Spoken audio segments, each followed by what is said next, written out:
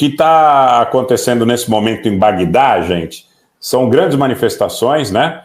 Em função da memória do general Qassem Soleimani, né, e do comandante iraquiano Abu Mahdi al-Muhandis. Então há uma iluminação nos céus de Bagdá nesse momento com a imagem dos dois.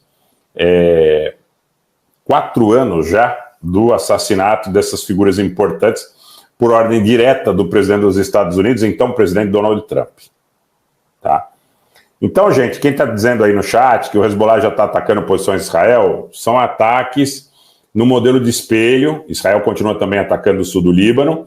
Não são ataques retaliatórios expressivos para essa situação.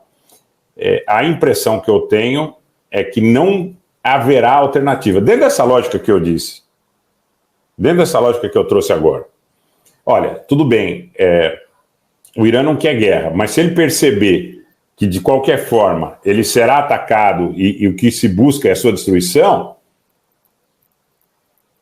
aí complica. E aí complica muito.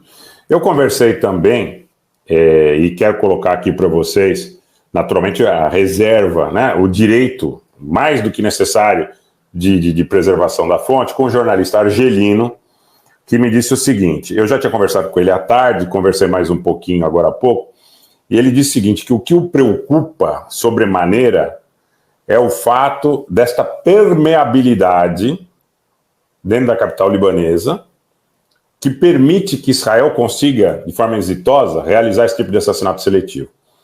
E as coisas começam a acontecer mais ou menos da forma que aconteceram tempos, 7, 8 dias atrás, né, com o assassinato do general Moussaoui. Aquele questionamento, né? Hoje, o drone de Israel que atacou a região do subúrbio sul de Beirute teria avisado tanto a estrutura do escritório onde ele se encontrava, que em tese era para ser um lugar ultra secreto, como outro drone visou um automóvel no qual ele poderia estar naquele momento. Quer dizer, então a informação era muito precisa. Olha, ele está numa reunião aqui, vai entrar nesse automóvel, e por via das dúvidas atacaram tanto o escritório, em função do tempo, que era uma operação muito provavelmente pré-concebida e calculada no limite, né, estritamente, vamos dizer assim, detalhista da coisa. Então atacaram tanto o carro como o escritório. Essa permeabilidade, muito provavelmente, preocupa o Hezbollah. Preocupa as autoridades iranianas. E esta foi a forma, segundo a qual Israel, inclusive, conseguiu prevalecer em conflitos improváveis anteriores com os árabes, em função da sua capacidade de penetração dentro das estruturas dos seus inimigos. André Upolo, boa noite. André, eu entendo a sua colocação, porque tecnicamente, né, quando vocês que não creem no acerramento imediato do conflito, é o que o Irã quer. A paciência do iraniano estratégica é a do chinês. Tá? Talvez até mais. Agora, o problema é que existe um fator no Oriente Médio que é a orientação, porque as pessoas tomam muito cuidado para não serem explícitas. Vocês podem reparar que tem uma... Infelizmente, Antônio Martins, eu hei de concordar com a sua assertiva, infelizmente, na maioria dos casos. No Oriente Médio, o cidadão, a liderança de um partido, a liderança de um país, toma muito cuidado para não ser assertivo e para não dizer o seguinte, olha, em relação a isso, nada pode ser feito porque você toma... Veja, o Nasrallah, ele foi explícito. Eu tinha até separado aqui, não sei se consigo encontrar agora, mas o Nasrallah foi explícito. Ele falou, basicamente, o seguinte, não ousem matar meus hóspedes. Tudo bem, a gente já tem informação que a base militar dos Estados Unidos em Deir ez-Zor, na Síria, está sob ataque, que o Hezbollah está lançando alguns projéteis, principalmente antitanque, contra o norte de Israel.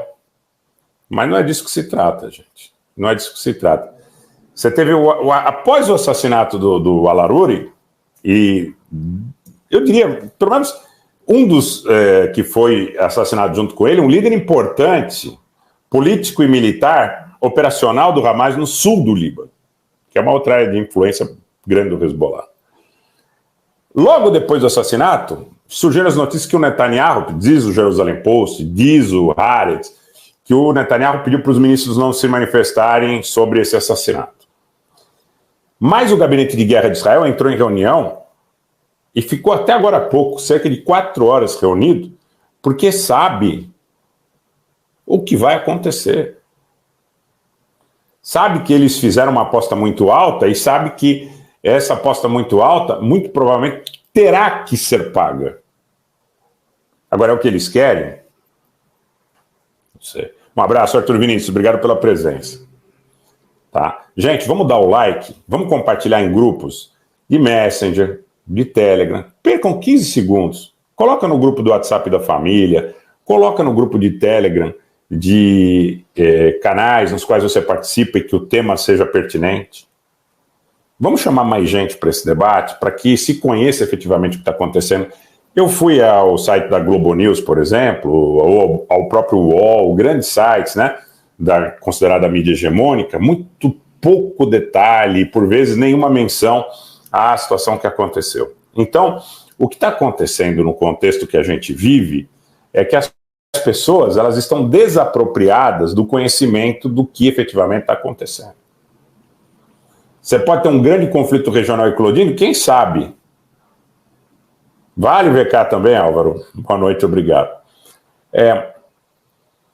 Com lançamento nuclear. E as pessoas, a priori, desconhecendo essa situação.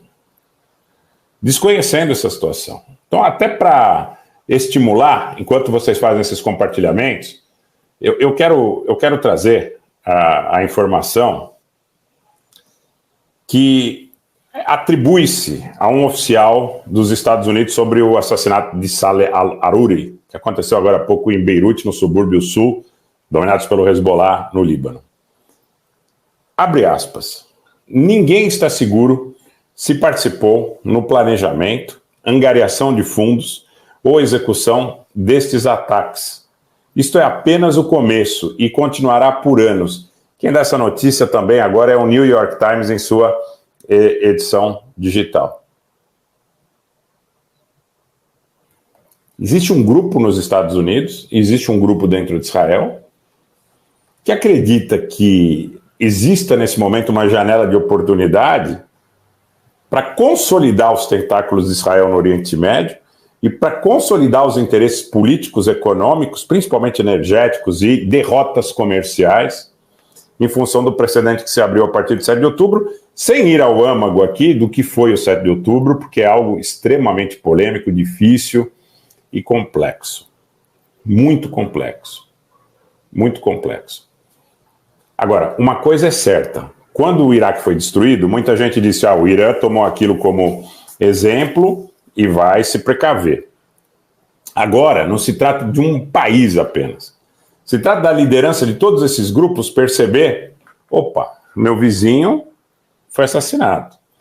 Meu outro vizinho foi assassinado. Então, o que o destino me reserva?